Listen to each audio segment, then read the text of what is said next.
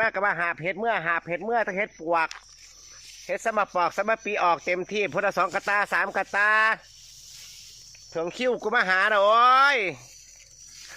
เห็ดก็คือหูในบ้านกูสีมาเนาะอยู่ใส่ล่ะพี่น้องเหมือนไหมมันอุ้ยปุ้ยแท้ค่ะ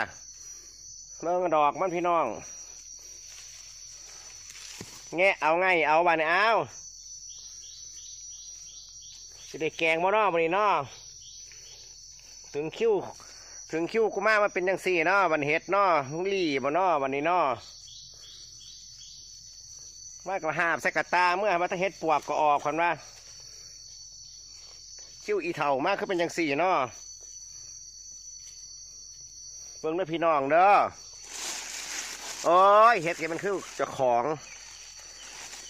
พี่น้องเห็ดกับมาคือเจ้าของแต่เถ่ากับมาเถ่าคือเจ้าของผู้มาเก็บแท้บัดนี้โอ้ยเมื่อยเห็ดก็คือหูวักซีมาเนี่ยเนาะเห็ดกระไดเนาะเอาพี่น้องเอาเถ่านี่ก็เถ่าเอาแกงเดียวกับพ่อเราพี่น้องวันนี้แกงเดียวก็จะเข้าบ้านแล้ว